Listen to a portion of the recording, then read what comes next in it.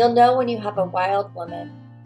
She'll practice her craft without boundaries. She is truly autonomous. Her loyalty is only to the family she serves, a midwife who will not allow herself to be held back by a system she didn't create. This podcast is for the birth keepers who want to grow and change. We are open to learning through self-reflection and supportive community. We are creating this space to explore without judgment. We are remembering we were Born wild.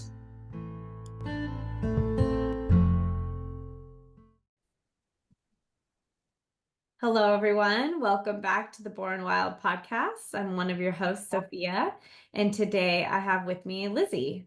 Will you introduce yourself to all the listeners? Yes. So thank you, Sophia, for having me on.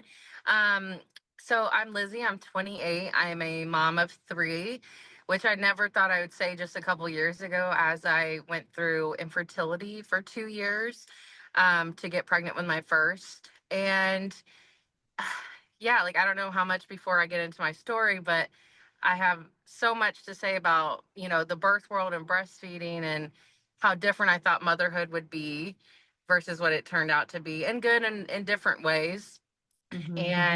And yeah, there's a lot I could say, so I'll stop there. Okay, I'm excited to start going, but let's just start at the very beginning, whatever that means for you. Your infertility journey, as soon as you knew you wanted to be a mom, just whatever this journey, like the beginning for you. Yeah, so I always knew I wanted to be a mom. I never had a set timeline, but I always was like, okay, yeah, I'm gonna have kids and get married, and just the whole doing things right in a certain order really appealed to me when I was much younger. And so when I was in college, I had decided, I was like, I knew I didn't want to have kids, not even premaritally. It was just like maybe in an unstable position, right? I didn't have my own place or anything. So I got on the marina, and I give that context to say before I went through infertility, my marina embedded in my uterine wall. And, I don't know how much that affects your fertility. I mean, I had gained a ton of weight. I had I've always had bad reactions to birth control, but I had a really bad reaction to Mirena. And so, I got that surgically removed, and then that's when I began trying to conceive. And I don't know, I was like 21 or something at the time, 20, I can't keep up anymore, but I was like early 20s. And my mom was a teen mom, which kind of probably put more into like my wanting to do things like, I'm using air quotes for people who can't see, right? Um, so to me, it was embedded in my head that like you have unprotected sex, you get pregnant. And so I guess like coming off of that, I just thought like, okay, woo, here it goes. It sounds like it's way too easy. Yeah. Like, they just embed it. I mean, not just my mom. I mean, it just culturally, So infertility. And then, I never knew, I knew people that were told they wouldn't be able to have kids, but then like miraculously just got pregnant, on a whim, not trying or anything. But I can't really recall on the top of my head anyone that had went through it. And even 2 years was very relatively short, but it felt so long because during that time, every single person, my cousins, my friends, my entire inner circle was getting pregnant. And so it was just a really difficult time. But then the beginning of COVID, throughout that time, I had focused on my health, and I had lost some weight and was trying to become a better person in the midst of it all. But then I got pregnant in the beginning of COVID. So, just a crazy time for that to happen. And despite all my inner workings, like I had a lot of inner fat phobic beliefs about myself. Like I still struggle with that today, and I'm giving this context because it plays a lot into my story. But, you know, it's an on and off thing with me. It's constantly just trying to change. The first 20 plus years of my life, but going into my first pregnancy, I really did believe, like, I guess the truth that I held in my soul, but I just wasn't, I don't know, strong enough in them. I wasn't like held strong enough to them. I didn't have enough glue to them, or I don't know. It's hard for me to put words to it, but I really did believe like my body can breastfeed, my body can birth, like, because my mom didn't have. I keep bringing her up, and everyone has their mom stories, right? So Yeah, like yeah. my It's my your lineage. It's yeah, important. and she didn't always talk positively, like, oh, it's just amazing. But she always was like, I birthed your brother 10 pounds, no problem, no epidural. She's like, after you were born, I was just, breast milk was just everywhere. And she talked about it kind of like, oh my gosh, but she made it seem like I'm just going to be pouring milk out and I could just babies are going to pop out of me and it's all fine. Yeah, And like you I just really, get pregnant, you just give birth, and you just feed them, and yeah, which I'm so thankful. yeah, I'd rather have that for sure than have went into there's so many what ifs you could do, but I'm yeah. grateful for how things are. But at the same time, I wasn't prepared for the lack of support, the lack of knowledge, and all the aspects of everything. And then also it was COVID. It was the first year. It was 2020. So I go into my pregnancy having this, I do have this belief. I'm thinking my mom went to like 42 weeks with all of us. So I'm like ready to go really long. I'm ready to feed my baby afterwards. I got cloth diapers because I was like, I know I'm going to breastfeed. So the poop situation, I don't know if you guys know, I'm sure you do, but if people know that, if you breastfeed your baby, you can just throw the poop diapers in the wash, which I was like, that's just so easy. Like, oh my gosh, you can't do it. If they have formula, you can't do that. So anyway, so I had all these plans and simultaneously I had been watching Freebirth and home birth video. I didn't know what Freebirth was. I just knew I was seeing them in this Facebook group called BirthTube while I was going through infertility. I was never researching context. I mean, I would still watch hospital induction videos, but and I would, people I knew that were breastfeeding and I totally supported. I was all about it.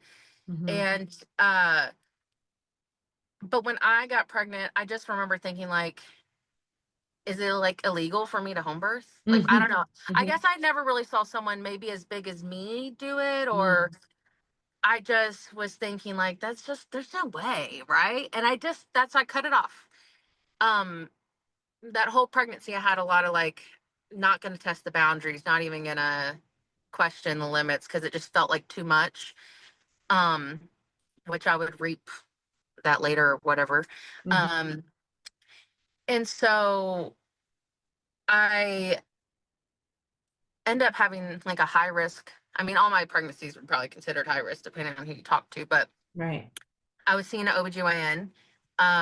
And long story short, I end up getting induced at 37 weeks for like hypertension. And Can I pause you real quick? Because you sure. mentioned your like infertility journey and that it like took about 2 years. You didn't do like IUI or IVF or anything? Oh, Or like what was your fertility journey like to get pregnant that first time? yeah. Thank you for asking. I forget. So like, it wasn't that long ago, I was like, wait, actually. all of a sudden you're pregnant. How'd that Yeah. happen? But so, I, it, dare I say natural. I didn't end up going to the doctor or anything for it because another thing, I remember thinking if I go to the doctor now, I had seen this and I was like in a lot of infertility Facebook groups. Hmm. I really went to peer support for a lot of things. So, Hmm. um, and just being a plus size woman, I had seen stories. I've been to the doctor myself. I remember thinking like, they're just going to tell me to lose weight, dude, which is Hmm. why I had spent those 2 years. Well, really, it was only ended up being a year before I got pregnant, losing 50 pounds because I was like, that's what I'm going to have there. That's in my mind. That's all they're going to tell me to do, Yeah. which might not be true, but I Hmm. just felt like it wasn't worth the time. I just need to work on me anyway. So I lost 50 pounds, yes, but then, really I had been trying so many things. Like I had been taking supplements and, um, oh my gosh, I totally did put my legs up after sex. Like, Uh-huh. Uh-huh. seriously. And I mean, I could say it was just a million, and I'm not saying that was it, but it was just, I was taking Geritol. I don't know if you've ever heard of that. I can't even remember what that's supposed to do. I was taking prenatals. I remember the month I got pregnant, though, specifically, the couple things I fasted from alcohol mostly, and then I didn't eat fast food at all. Like, I was telling myself, which I didn't eat out most of the time anyway, but I was like, in my mind, these are the things I had, like 10 or 15 things I was doing that month. And I seriously told myself, if I do not get pregnant this month, I'm done going psycho about it. And like, thank God I got pregnant. So I just didn't have to. Because I was going to ask you if there was something you felt like made the difference. Yeah. This kind of was a bunch of things you were doing for a while. Yeah. I Yeah. think, my YouTube channel might end up being linked to my website, like the website that we end up having linked, because in my YouTube, I might have an old video where I like tell because it's so much. I remember I was doing like not fish oil, but like I was taking this one and then this one and this one. Um, so it was a lot. So I think it was just so many different things. And thankfully it just worked out Yeah. that month. Great. But yeah, so then you're I think pregnant. yeah, so I have a ton of stuff that goes on in my pregnancy, like a bunch of extra tests. And again, and still in my mind, I'm thinking I'm going to go to 42 weeks. And when my doctor told me she wanted to induce me, I think I was like at 34 weeks when she told me. I mean, I had a mental break, like the first like panic attack from the pregnancy stuff. Like I was always uncomfortable, always getting tested and had big straps on my belly all the time, getting NSTs and stuff. But I dealt with it. You said you had a lot of like extra testing. Were they doing that for any particular reason or? Well, so my blood pressure started becoming elevated throughout the pregnancy. Other than that, I didn't have any.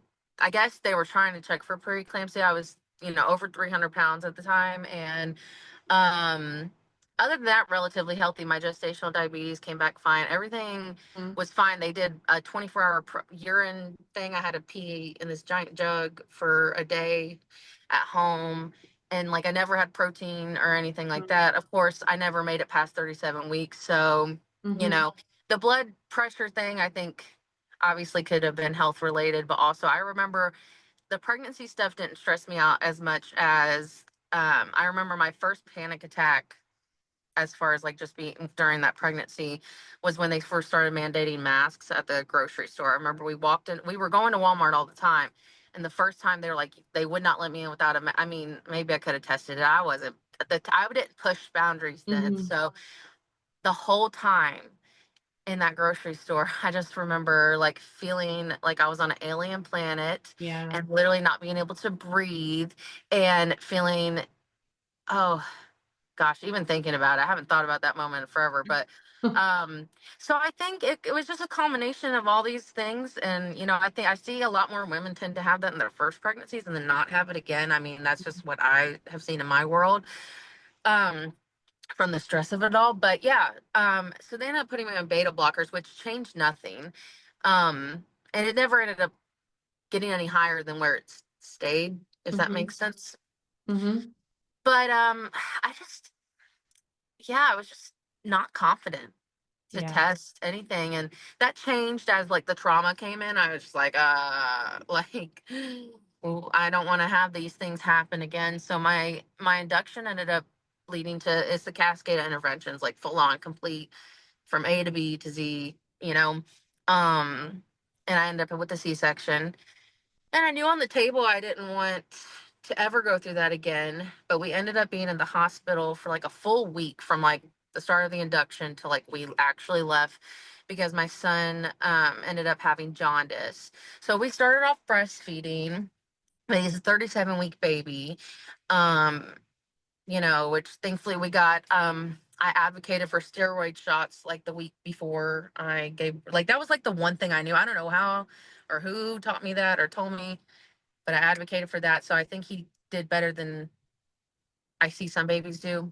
But, he's very tired. I had antibiotics, epidural, and the spinal. And I mean, I don't even know what else. So he had all that. And so day 2, no one had said anything about how he was breastfeeding. Um, and I didn't really know anything. Like, I really thought that it all was come natural. I thought the birth thing, even being induced, all of my family that had been induced had vaginal births. Like, I was like the first in my like blood family to have a cesarean ever. I had one cousin that was like, married in that had one that year too, right before me. But other than that, no one had one. Everyone had vaginal births. And I'm just thinking like, okay, yeah, I'm gonna go in and have a vaginal birth the same day, like all of my family. It didn't even seem Um, like an option that was going to happen. Yeah. yeah, I was definitely the person like I didn't say like out to like the world, but I mean in private to friends, even though all of my friends, none of my family, but all of my friends had cesareans. I was like, I'm not gonna have a cesarean. Like, Well, I not mean, even in a, honestly, just the fact that it's becoming more and more common to have a cesarean, every decade, the rates go up and up. So that can contribute too. yeah. I mean, like, and then all my friends, the thing is too, all my friends had cesareans, but all my friends breastfed. Like, all of my friends nursed for like years. So I felt, and then they were all most of my, like, keep in mind, it wasn't even because of COVID. I'm just very like online. So I'm just starting to build a in-person community. I've moved a ton. So all of my friends were online. I was texting them through all this, but they can only help so much. They have their Yeah. own kids. Like, they're not lactation counselors or whatever. Yeah. So, um, so like I said, I just went into it, yeah, thinking there's no other option than to birth vaginally. When that didn't work out, I'm like, okay, obviously there's no other option than to breastfeed. And what's funny is, I mean, I did get a pump ordered. It came late, and I had bottles, and I think I obviously was probably just thinking I was going to pump. So I didn't buy formula. Um, yeah, I just thought it would just totally work out. You're just waiting for But that milk to start gushing out like your mom said. Emma, I had a friend too, I remember, was like, you're gonna wake up one day and they're gonna like just be rock hard and you're just gonna like feel, and I'm just like waiting, Yeah. like, Yeah. and I never had any breast change. Let me, like, since we're talking specifically about my insufficient glandular tissue in this episode, let me give And some we haven't actually said that yet. no, Will yeah. you just, I mean, surprise, that's what we're talking about. But will you, for people who are like, what does that mean? Will you talk about what that is? Yeah. So I never knew what it was until I had no milk coming out, basically. It is, it's essentially an elimination diagnosis. So, glandular tissue is what makes up our breasts, or like the extra tissue in our breasts compared to like men. And that's where we store our milk and all that stuff, right? I mean, if I get something complete, like the Oh, yeah, correct you're word, good. yeah, yeah, because sometimes I can get the anatomy part wrong, but basically, yeah. The problem is some women actually do end up having a lot of glandular tissue. Like, there's not even, you can't even just go get your glandular tissue tested like that. I think there is a way, but um like I said, it's an elimination diagnosis. So if you are not producing an adequate amount of breast milk to keep your baby like thriving, um there's something wrong. Not in a shameful way. That means, like, just like if a woman wasn't getting her period, okay, like if you cannot produce enough for your child's needs, then something's off. And so it's like checking thyroid, checking your insulin, you have to basically check like a billion things. And then I guess if you address all that needs to be addressed and it's still not getting fixed, then you could just safely say you have IGT. Now, I have not went through every single test. I mean, it is, I will tell you, financially and XYZ, practically impossible to do the full everything. I've done enough and I had enough children and know my body and story enough to know that's what I have. I definitely think we'll talk about this too, that like the low supply, people thinking that they have real IGT, which is like, okay, some women let's say they get their thyroid tested and they go get on some thyroid medication, and surprise, now they're making a full supply of milk. That doesn't classify as IGT, because at that point your body can make the demands. It's just you're hormonally, there's some kind of imbalance. If some women can really get their blood sugar in check, and that can just up them enough. Whereas me, I've seen a few stories randomly, like maybe 1 in 100, probably less than that, but where they can go from someone that's making as much as me to a full supply, but it's something drastic where they're getting like, I don't know, like their pituitary gland or something crazy that is just out of the ordinary fixed. But for me, I was making, with each child, I went up an ounce a day. And that might just be because of all the different things I did or whatever. But when my first, I was making maybe an ounce a day.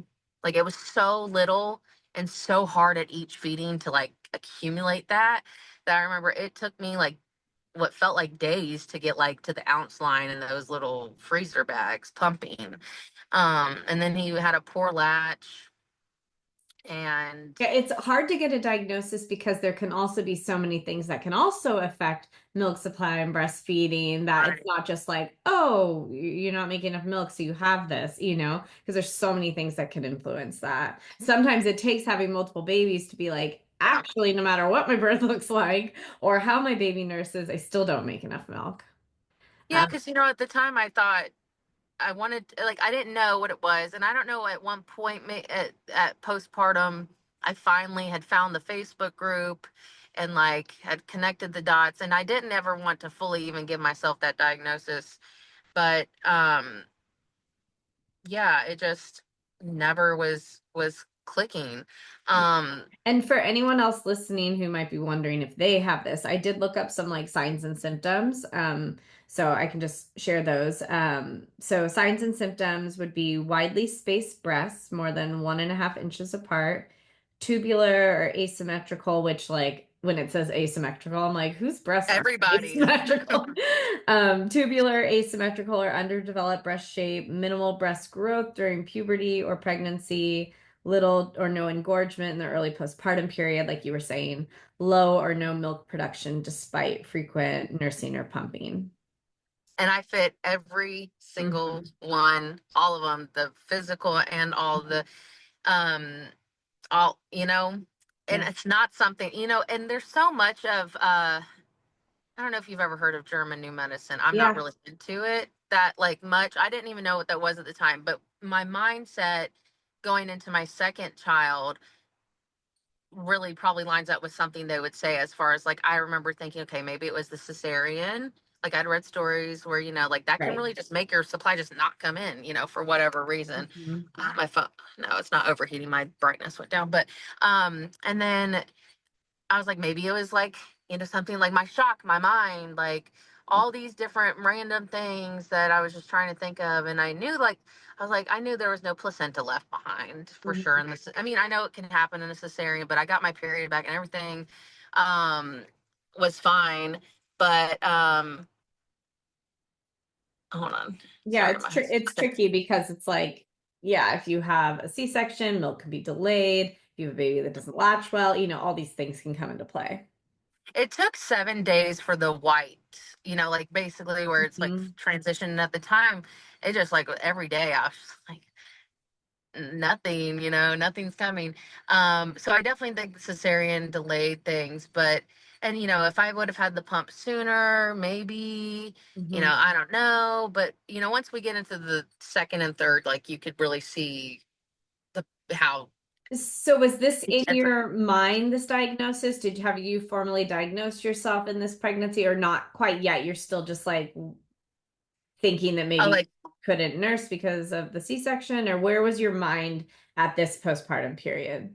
So once I got, like, I would try to latch him like all the time, for sure. Like, I still would always just put him on, even if I didn't know what was happening, And So was he doing like donor milk or formula, or you were just trying to nurse as much as possible? I kind of skipped around. So when he got jaundice in the hospital, which is why we ended up staying for so long, and I just didn't, I mean, I might have known about donor milk, but I really lived in a very rural area, didn't know anyone, don't, I never asked the hospital about it. I They probably probably just did. wouldn't have even brought it Yeah. up. So. So the doctor, I remember the pediatrician just telling me, like, we're just gonna give him, formula for a few days to get him to poop it all out, and then you'll be just fine. And I remember the nurse practitioner and the multiple different people. I mean, the staff, everyone, in that experience, everyone was very nice and treated me very well in their manner. But everyone, the multiple women, because I expressed concerns about it. Like, I knew enough to know that, like, introducing formula, I didn't want to even have passies. Let me actually say that. I did not have a passy at the hospital. I knew enough to know about nipple confusion, where people talk about nipple confusion, and how at least introducing formula could impact your supply. I did know, like, at least those few things. So I remember being very concerned and asking multiple women, not the man doctor, I don't think. I asked the women if, like, how is this gonna, are we gonna be okay? And they were like, I had to do the same thing, and me and my baby's nursed just fine, which is true, totally. But, it's why you need more than, like, a random nurse you're never going to see again in your life to ask questions to, because you're never going to see them again for them to understand what's actually going on. So, I mean, for some people. So, in my mind, once I got to, he was born in September, and it was like around Christmas. And it was just so hard. Like, I was devastated in so many ways from recovering from the birth. Like, and I was so happy to have this, like, he was such an angel baby. Oh my gosh. Like, he was my most, just, I wish I could have enjoyed that time so much more. It's just, it's been so hard with the other two. Like, I have 3 kids that are 4 and under, and I have like, I really didn't even get to enjoy what a blissful, it could have been such a blissful time. And things, I don't know, even if I was more prepared, maybe I still mentally would have been hard to go through. But he was just a really, really chill baby, and things felt so depressing at the time. And you can't get that time back. But it was around Christmas that I finally I was like, I can't go into the new year. I remember thinking that, like, I remember knowing how much it was ruining that time for me.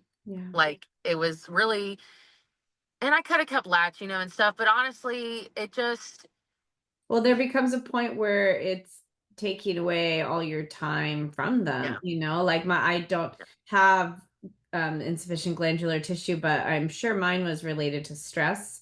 But I, like, pumped for 5 months, and there was a point where at the end I would pump every 2 hours, and I would get 2 ounces in the whole day, and I was just like, you know what, this is just taking all my time away from my baby. Like, I'm just gonna spend my time with my baby.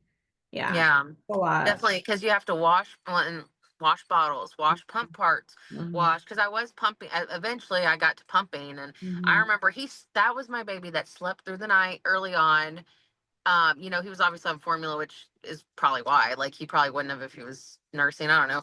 But so when I was trying to get this basically non-existent supply up, I remember, like, waking myself up in the middle of the night to pump when this baby's just asleep. And of course, I wasn't trying to. I mean, there was times I think I would, like, try to latch him, but, like, I'm not waking a sleeping baby, in my head. And anyway, so all that to say, yeah, into 2021, I just was like, nah, I just can't. So I didn't plan my next pregnancy, but, like, it wasn't an accident, it wasn't on purpose, just it wasn't a surprise. And I got pregnant at, like, 10 months postpartum, I think. And, like, again, I knew about the IGT. I didn't want to hold on to it. I definitely didn't want to be like, yes, I have IGT. That's what I have. Like, I was like, I don't want to have it. But obviously, it can't be, you can only be in so much denial. Like, unfortunately, it sucks. Like, I don't want to even acknowledge it. But then And what this does was that, something you kind of, like, self-diagnosed. It wasn't like a doctor who oh, said it. yeah. Yeah, no, I mean, I had saw like one lactation. I don't know if she was an IBC or a lactation counselor, in the hospital, Mm. that kind of helped me with latch, but obviously they didn't say anything. So no, it was It totally was just just, you. Yeah.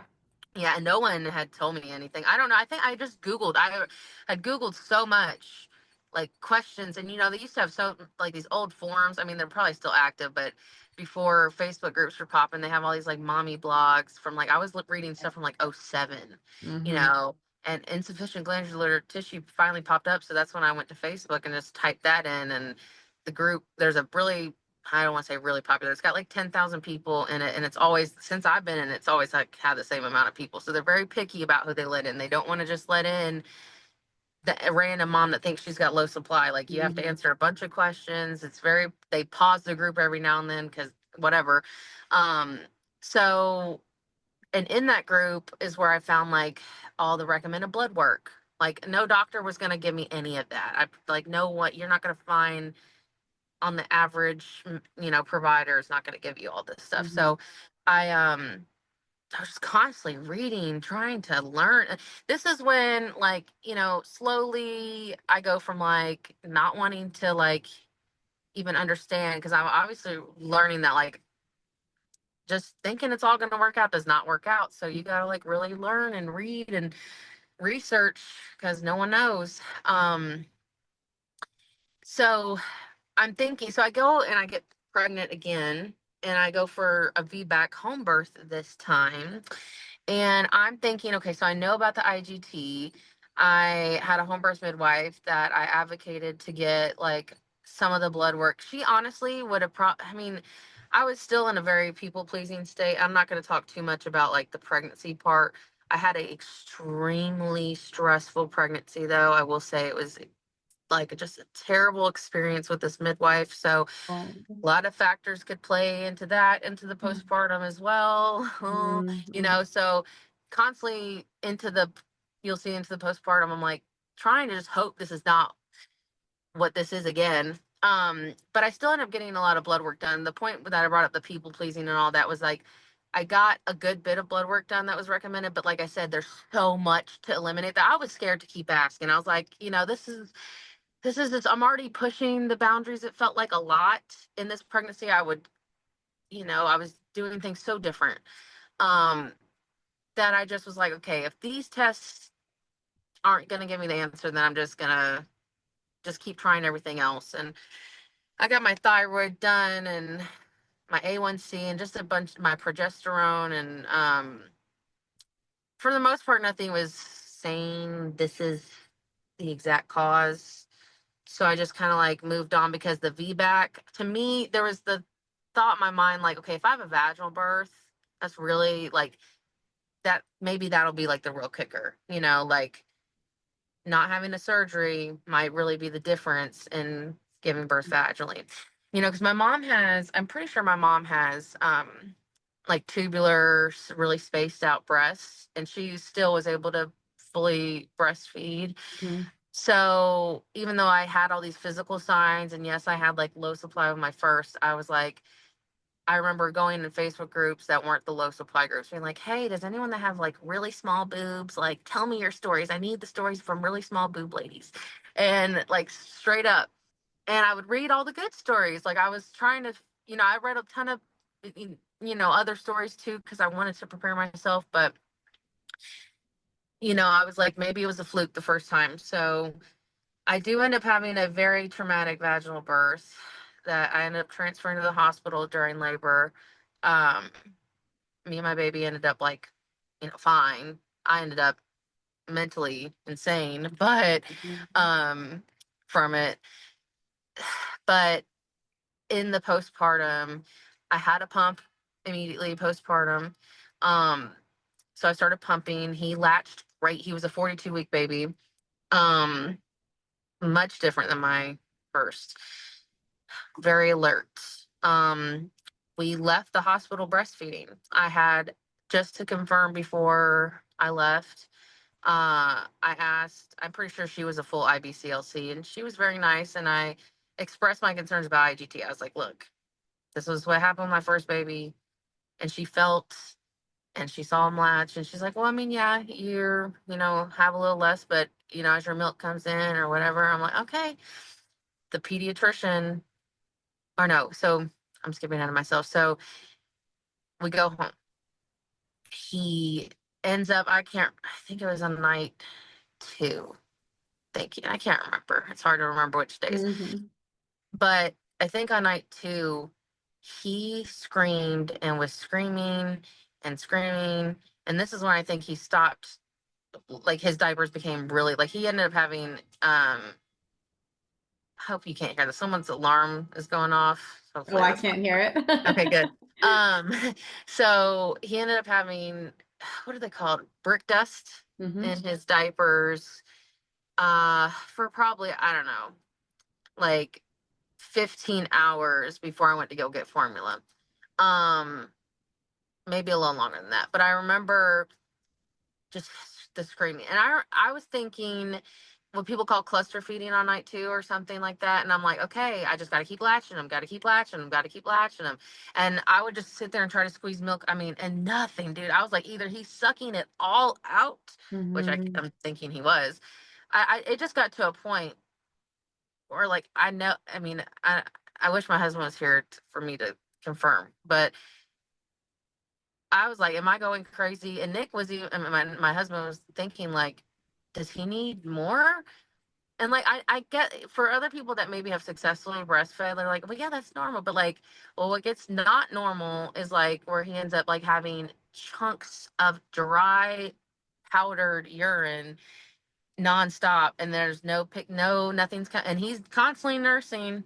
And I knew that enough. I knew enough now where I'd researched enough. I had an at-home scale, and I was trying not to go crazy weighing And was him your all the midwife time. doing like home visits and things like that postpartum?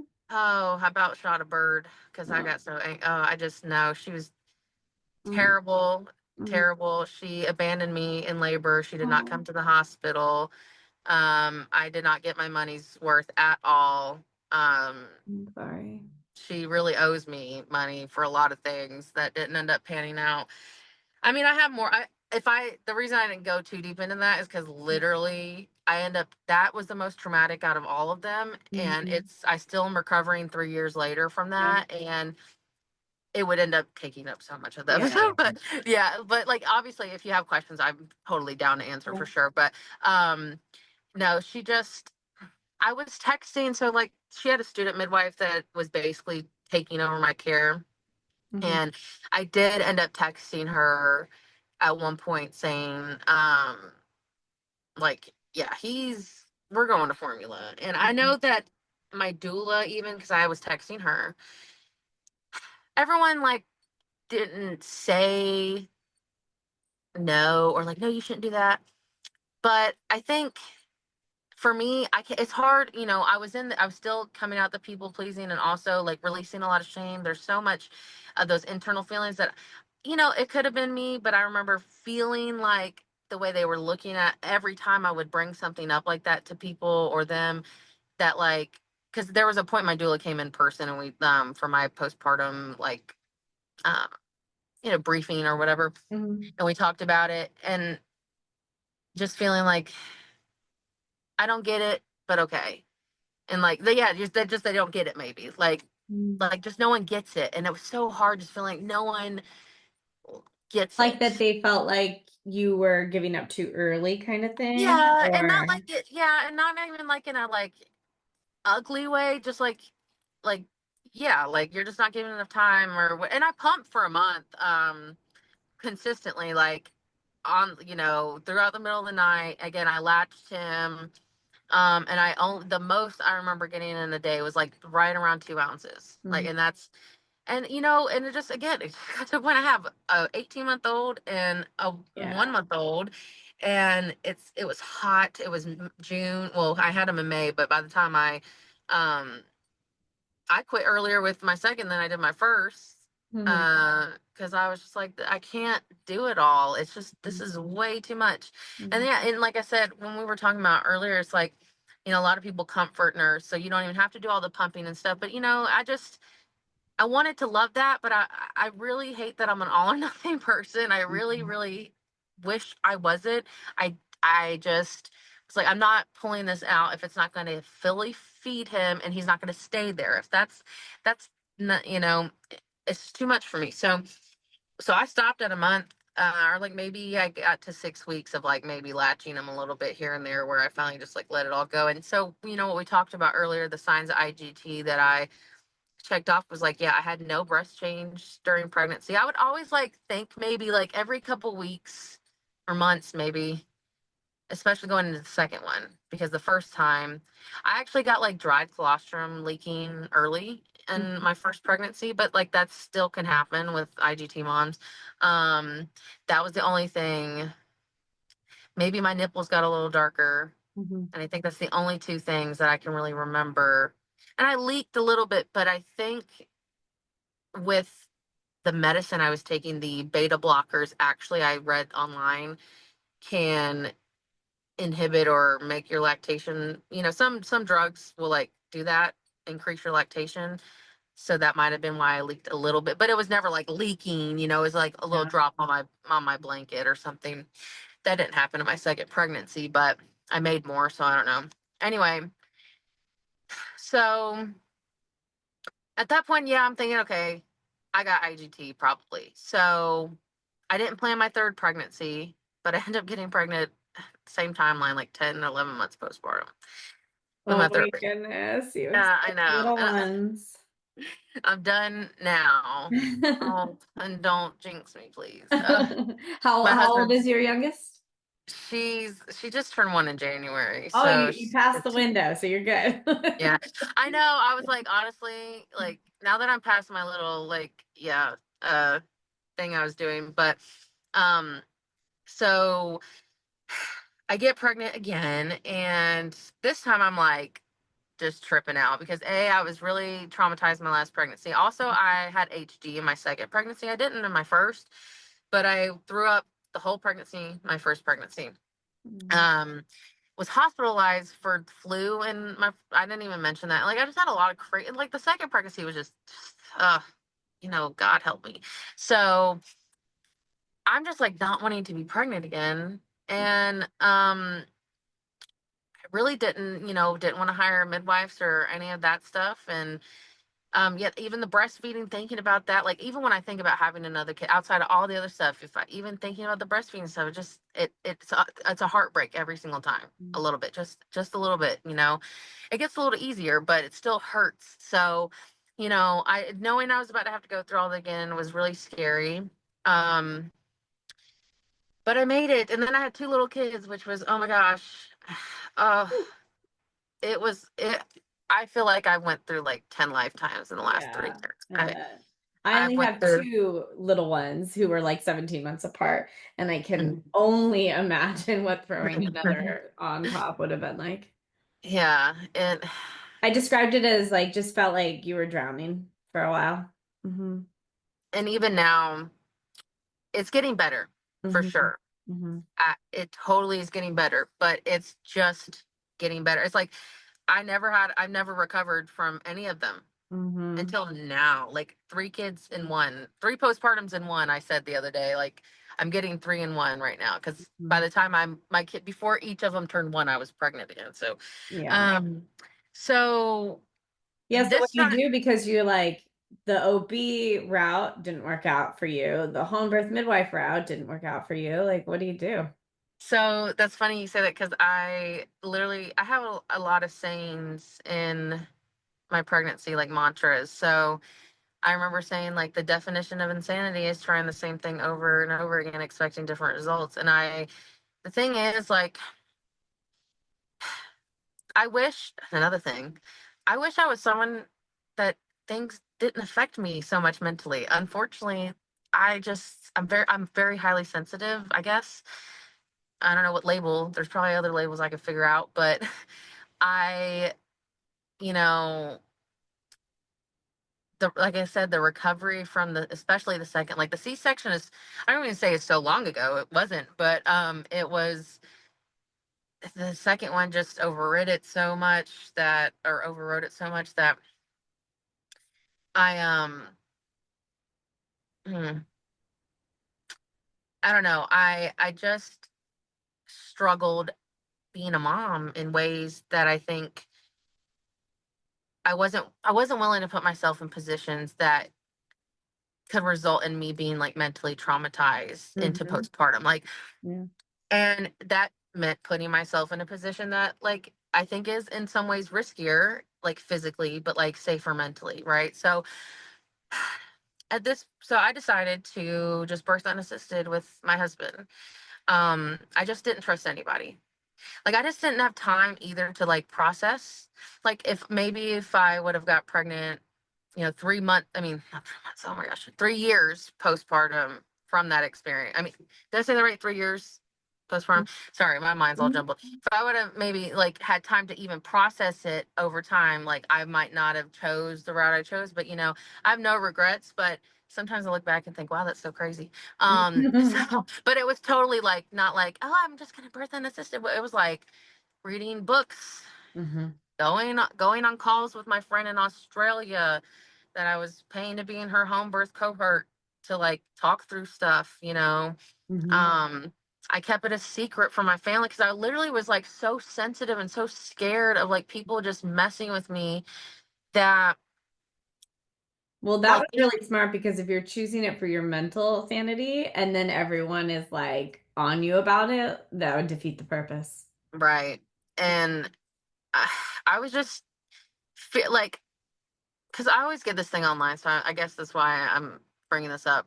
Um, my family has never said anything like this. Thankfully, everything ended up being just fine. My family ends up being very supportive, and no one. But I think that's because they could see that I held it in for so long. I ended up telling my whole family, practically my whole family, not like every single person, but like my main people, on Christmas Eve, and I had her on January 7th. So I was like Okay, so 38. just like right before. Yeah, I was 38 weeks pregnant when I finally told my mom. I mean, I'd been seeing my family, but I'm bigger.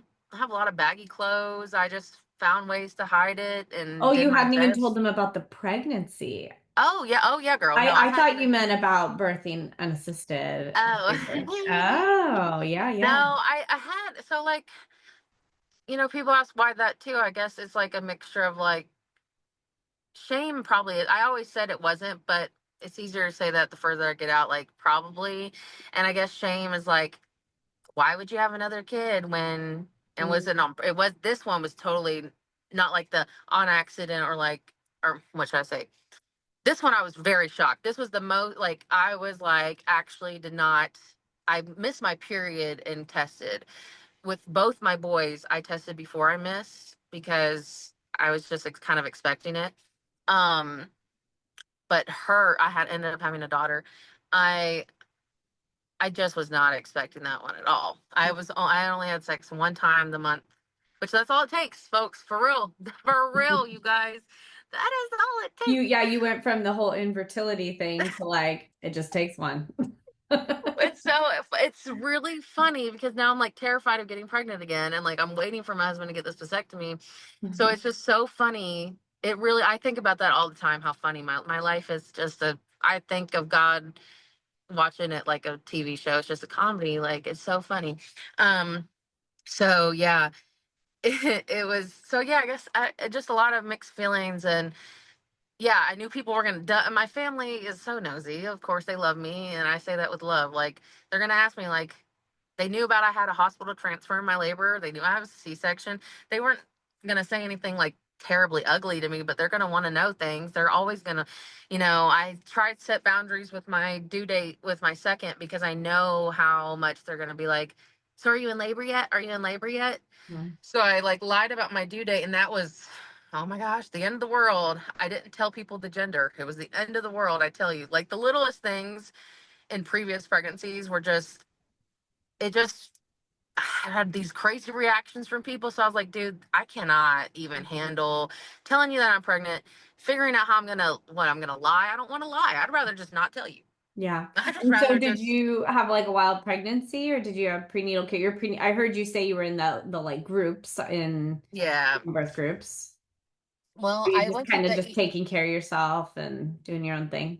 yeah, I went to the ER once which thank goodness, because I did need proof of pregnancy for like legal reasons anyway. But I actually went because I was scared I might have an ectopic because I was literally I had HG again. So then I'm taking care of the 2 kids, and it was like summertime.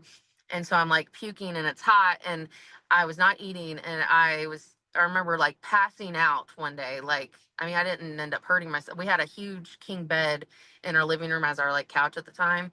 And that's where I ended up giving birth on. And I, I remember being in the kitchen cooking or making them breakfast, and I literally like just had enough energy to just like just fall on the couch because and then the room spinning, and I was just like, okay, obviously I knew like I wasn't eating and stuff, but I was like, I have 2 kids at home.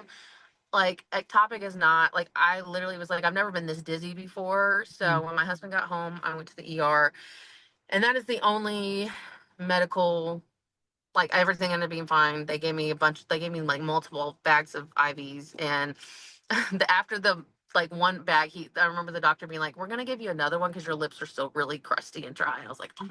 But he said it with love. Like I could tell he's like, we're gonna take care of you. Your lips are still dry, honey. You need more. I actually really, ironically, I really do love, like, we're at the hospital I ended up giving birth to my second. I gave birth at 2 different hospitals the first 2 times, but the staff at that hospital downtown that I have been to so many different times for my kids, they are just, if I, if I had another kid and I had to go to the hospital, I would feel very comfortable going there now, but anyway, but I also at the same time, I didn't, that's for emergencies I'm talking about. Right. I like them when I need them. I don't want them bothering me when I don't need them. And so, yeah, I mean, like I occasionally check my blood pressure because obviously like dealt with it in the first pregnancy, and my blood pressure ended up being fine in the second pregnancy. Actually, it ended up being perfect.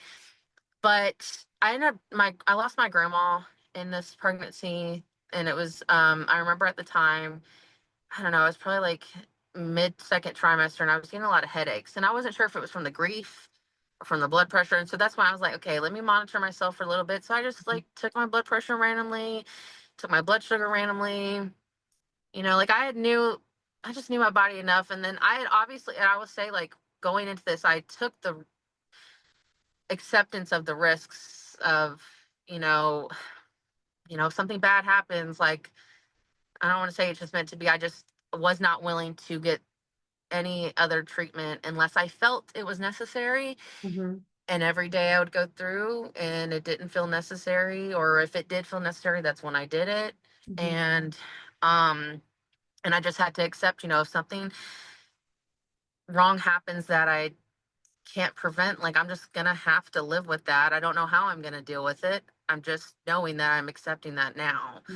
That was a daily thing with me. Like, I really had to, it's not like I'm definitely not a rebirth for the fun. It was a lot. It's very heavy, With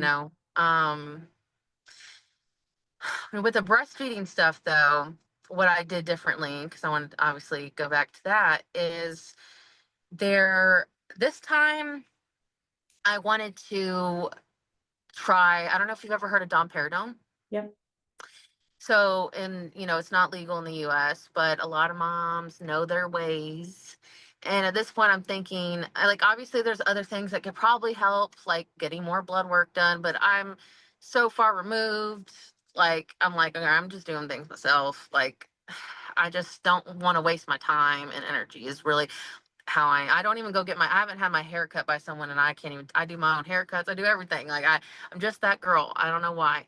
So anyway, I get the domperidone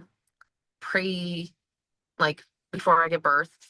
I can't even remember how I did it really now. I know I took it with my first, and I can't remember how I got it. I think like the dark friend got it for me somehow. Well, I had a friend ship me some too. Because I had a friend relactate. Actually, this was amazing. So I did end up doing a lot of donor milk in this postpartum.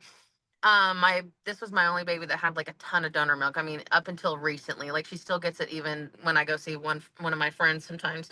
But I had a friend relactate for me, which was amazing, and she shipped me milk from New York, Jenny, and she shipped me some extra goodies in the mail.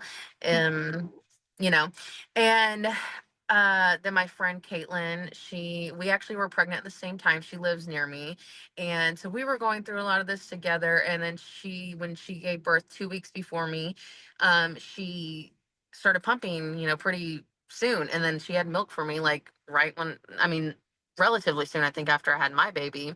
That's so amazing. Um, yeah. So, and then I had a That's pump. like true community living, Yeah, like how you were talking about building that network. That's what we're missing. I know. And I wish, it's like, I say a lot of things like I wish or whatever. You just imagine what it could have been like from the beginning, but I'm really glad that I took that time to build that. I didn't tell my family, but I had a ton of support from.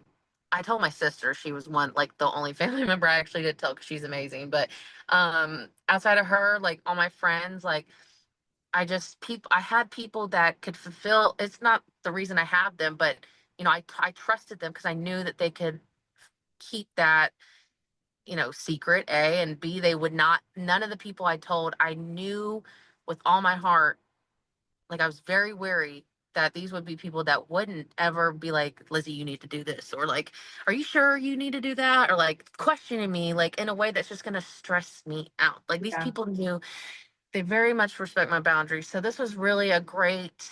It wasn't. I mean, despite taking care of the kids and being sick was really hard mentally. Chef's kiss outside of like working through you know other things. I mean, it was amazing not to like be touched, and like to just be able to vent and work through things without feeling pressure from anyone at all was something not many women get the privilege to say they could do. And I'm really glad I chose it. Like, no regrets for sure. um so yeah, so I ended up having this beautiful free birth in my living room. My youngest son woke up and saw the last few moments of it. And Mhm. then my oldest woke up like right after she was born. My husband caught her on the bed, and it was just, it actually healed our family. Something I didn't touch on because, so many details. But after the really deep trauma of the second birth, like I said, I was only active one day that month. I really thought me and my husband were going to be divorcing. And I don't say that lightly. Like, I never brought up divorce until like that time in our marriage, because I don't know, there were so many things I was having to work through from the birth. Obviously, we had stuff. Mhm. It's not like it's just the birth changed everything, but it was probably enough to catapult things. And so then to move into this birth, it's not that it changed everything. We still have so much we're working through, but I will tell you that having him show up for me in that way, and then like the kids being there, we're not a perfect family, but it really did something. It really did Mhm. for us. It something shifted in For our him to marriage. see you and your strength, and then for him to show up for you and his protection. Yeah. It was amazing. Like, he went to work. They call him Dr. Nick at work because, What? I mean, like he was telling everyone, like, I caught the baby, like, like he was bragging of I would not be telling anybody. Like, I mean, I told people, but like, it took me a long time to even post about it on social media. It took a really Mhm. long time. It took me months and months and months to even like Mhm. feel courageous enough to even talk about it. But Mhm. then we would be at dinner and he'll be like, they'll be like, "Oh, such a cute baby." He's like, "Yeah," and I caught it without like no one was there, and I caught the baby myself. And like I would be like, so there was like things like that too that would just, any woman's He's gonna be so like, proud. Yeah. yes. It just, I would, oh, I We're love. waiting on a baby right now, and I was with them for their last. And yeah, I just kind of like sat a chair behind the mom and had the dad sit. And he's like, it wasn't until hours later when I was washing the blood off my hands that I realized I'd caught the baby. And then he just called Oh, everyone. And we were oh, just chatting. She has fast births about like, if I don't make it. And he's like, oh, I'm not worried. I've caught a baby before. It's like, oh yeah, my it's gosh, so that's cute. so sweet. I Yeah. know, isn't it? Like, it's so, it's such a difference. And I know, like, I had put a lot of pressure on him before, but we were both naive. We didn't really know. He didn't know how to support me. I didn't know what I wanted. I really didn't know what I needed. And in this birth, like, in that pregnancy, I was just very verbal. Like I would tell him all the time, like, don't tell anyone. I would constantly remind him, you're not going to tell anyone I'm pregnant. And we would go to my mom's all the time. He'd be like, are we going to tell her this time? I'm like, I would always tell myself, if it's not a hell yes, it's a hell no. That was my other mantra. And so when I would think about going to get an ultrasound, well, I got an ultrasound of that at the ER, which was, I was like 6 weeks maybe. But outside of that, you know, once the placenta was there and everything, I didn't go get anything, none of that, because every time I would think about it, I was like, if it doesn't feel like I need to do this, then it's just, I can't. I have too much of a high alert radar. Yeah. So he would always ask me that, but I was just really firm and he respected it. And that's all I needed. Just someone to respect me, bruh. Yeah. That's all I ask. And the thing is, if you don't hire a provider, then there's nobody to like defer to, you know, like he has to be the one to show up for you. Yeah. Yeah. So I ended up going into labor on my due date, which I'm so anti due date. So that was really funny. Like, haha. And then my BFF that gave birth 2 weeks before gave birth or went into labor on her. I ended up giving birth the day after my due date, but I went into labor that day. And then she gave birth, I think, on her due date too. So weird. Like, we're like, so funny. really? We did our stats for last year because we do them at the end of every year. And the average was 40 weeks and 0 days. And I was like, that's got to be wrong. So I have to do weird. it again. So I wonder, like, a lot of the 2024 babies were playing jokes. They're jokesters, these babies. They're just prompt little souls. It's weird. It's funny too to see. I don't like to just blatantly categorize children, but I've just met enough moms recently that were like, we have certain kids in certain years and they act like, it's not even birth order anymore. Like it'll be their first child that's in 2022 and my middle child that's in 2020 and they act, I'm like, what is going on? Little soul connections. Yeah. Yeah, it's weird. So we had a apartment full of boxes because we needed to move. We had a 1-bedroom apartment. We had 3 kids coming up. So we had the kids were living in the bedroom and me and my husband were on that king bed I told you about in the living room. So that's how we were doing it. But we were like, obviously we have to get a bigger place. So we were just moving across the street basically to a bigger apartment. But still, I was really hoping I went to 42 weeks because we were moving 2 days later after Not many women say those words, but I get the normally, I know. Like a couple of days before we moved, my mom was like, are you sure we don't need to I don't even remember what she asked, like, come help you? Or I'm like, no, I'm going to go into labor in 2 weeks, dude. I went into, like, why would I go into labor anytime soon? You're nuts. Well, again, it's every time I say, I've learned, like, I cannot say, like, just things because the universe, I always get humbled, like, for real. That's another mantra. The universe will humble you for sure. Yeah. So we say that, like, some people will say either the universe or God. Sometimes we say babies. Like, if you want to hear babies laugh, tell them your plans. Anything. It's just like life will humble you so much. So like I said, the labor just ends up being fine. I mean, it was painful, but made it through fine. And we move, but I'm latching her and I start taking the domperidone immediately. And because domperidone, let's just to clarify, and this is where I might get, it's just I'm getting so far postpartum, I'm forgetting like the technical terms, but domperidone only works, or it's supposed to only really help if you have low, it's not progesterone. What's the other P word in breastfeeding? Prostaglandins?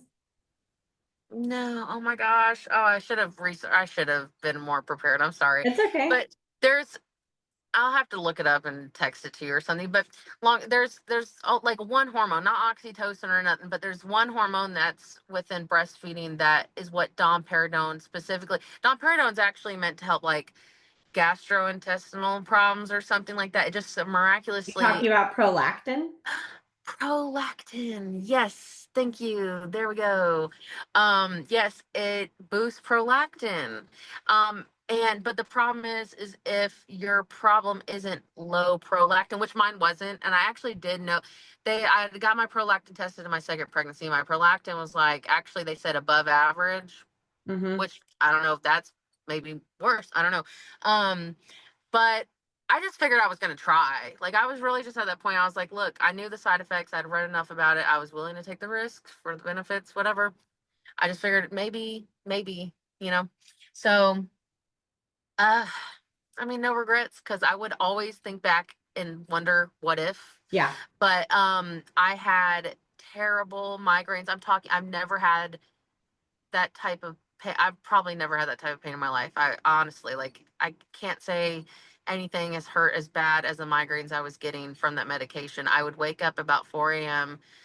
for about 2 hours every morning for weeks. And eventually, that's when I eventually stopped. I was like, okay, the milk wasn't getting, maybe over time, like, I'll be honest, this was the postpartum that I was thinking, maybe if I gave it months and months and months. I had read some stories where, like, you could really get it going after a really long time, but I was like, this is not, I I can't, mean, this I've is, heard 4 to 6 weeks is like a good go.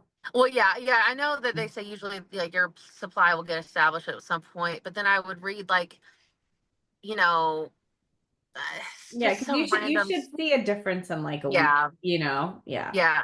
So I got up to, so I was measuring everything in milliliters, but so I don't remember exactly, but I know it was like right at 3 ounces. So shockingly, it did go up, from my understanding every time. I will say I had a much better pump this time Mhm. than the other. So, So many but factors. I And had you have this beautiful birth experience, it's yeah. like it's hard to know, but But at that point, like, at what point, I can't have 30 babies.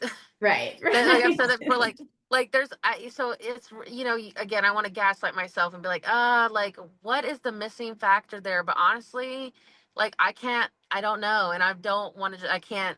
I'm not going to play roulette to try to figure it out. I Yeah. really, maybe one day, I don't know, but it just, she was a great nurser. I remember, when did I have no, I had the donor milk ready. That's what it was. So I had picked, thank goodness, even though I thought I was going to be pregnant for a few more weeks, like a couple days, I was still waiting on my friend from New York's donor milk to come in, the mail. So I had found a girl and then my friend had not pumped yet, because she had literally just given birth like a week before or something.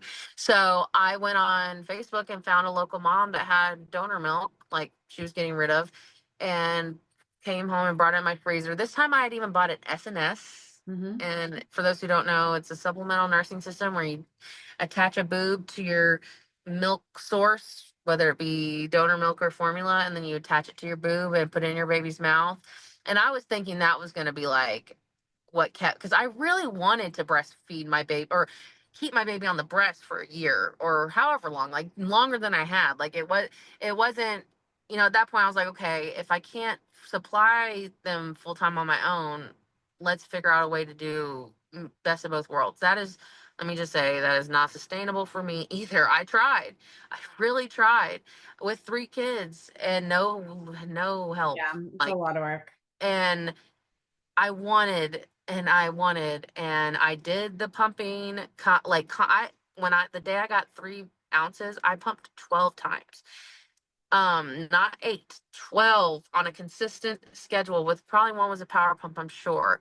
Because I read, like, if your capacity is like the small, like, I saw some chart and it made sense. It was like, if your capacity is really that small, you're going to have to pump so many times to get, and then if you have slow refill and you have all these things, like, you have, like, that's really the only solution.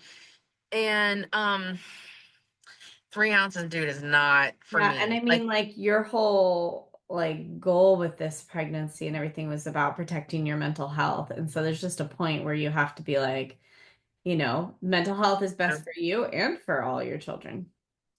I really wanted to do, the things that I felt like would give me, like I said, that I didn't want to look back and be like, "Ugh, I wish I would have tried the domperidone." Like, Yeah. I knew I would have looked back and said that. Like, you gave it your So best shot. Yeah. yeah. Mhm. And I knew I would have wanted to try the SNS. So, like, I just did, yeah, I did my best. And ultimately, it is a pros and cons, because there are some women who genuinely can sustain that stuff. Mhm. Props to them. I am not her. Unfortunately, I wish I was. I do. Like, there's a part of me that wishes and also I wish that I would quit doing that, saying, you know, so I need to let go of that. But yeah, so, you know, I always took lots of pictures of me nursing my baby. So I have pictures, you know, and then this was like and oh, probably, I don't know how much time we have to try to wrap up, but you Yeah, know, this only is because I'm gonna go visit a mama and her partner okay. soon. But one thing I do want to hear from you is if somebody out there is listening and knows they have insufficient glandular tissue or suspects, like what would be your advice to them? Yeah. So, I mean, I never established a good relationship with the, you know, IBCLC. I would say if that's within your means, you know, even if they can't, they're not God, they can't just fix it, but they might absolutely have some answers where you're not having to stay up all night digging by yourself. So that's something, you know, if I could do things over again, you know, I'd probably save my money on the supplements Mm-hmm. because I bought a lot of supplements in the first two versus the only thing I really bought was the medication in the third. But so yeah, get with find somebody even if it is a mom that just really has good knowledge. I mean, I'm just saying it's better to have somebody you could talk to and have support you through that, you know, so you're not alone. And secondly, there is a Facebook group, and I don't think I sent you the link, but I Would you? will. Okay, great. Yes, and it might be because they might not let me. The group might be hidden, but I'll check. But there is a Facebook group that is very meticulous. But if you truly think that you know you have like this, like you cannot make more milk no matter how hard you try situation, um, that Facebook group is freaking phenomenally helpful. They have files. They have years and years of testimonies and questions and probably anything you can think of is in there. And that's really like my main two. And then the last one is like, yeah, just outweighing the benefits, you know, and risks or whatever the words you want, pros and cons Mhm. of continuing your journey and what that and it's okay to grieve. It is. It's not bad and that doesn't make you a bad mom grieving because it's totally natural to grieve breastfeeding Yeah. completely. And I usually tell people it usually is around breastfeeding and whatever we're doing if there's a struggle. But I tell people to make a commitment and make it be something you feel like you really can commit to. Like for the next 24 hours, this is what I'm going to commit to. And then I get to reevaluate, you know, instead of being Mm. like, for a month or 2 weeks, I'm going to do this. And that feels like so much stress and overwhelm. It's like, no, just make it more realistic. Like I can promise myself I'm going to do this hard thing for this amount of time and then I'm allowed to decide if I'm going to do it again or if I'm going to change something, you know, make little commitments to yourself. Yeah, absolutely. And that's what I did. That's why I ended up stopping with her at like probably a month or Mm-hmm. 6 weeks. I mean, I gave it like no, I think it was I because like you said, it was like 6 or 8 weeks because I knew I needed to give it time. But yeah, and you just got to do what's best for you. And at Mm-hmm. the end of the day, it'll like they say. I hate when people say that whole like your baby will end up eating French fries. I mean, my babies do eat dog food. I will say they don't care, but our feelings matter, and your feelings do matter as a Yes, mother. So your you know, experience. don't let anyone you know make you feel like you aren't allowed to feel that. But yeah. But thank you so much for having me on. I really appreciated Yeah. this time and being able to talk about this with you. Yeah, this is a topic we haven't covered before and it's so important. Yeah, so thank you for sharing your experience. Oh, well, have fun with your client and good luck to them. Thanks.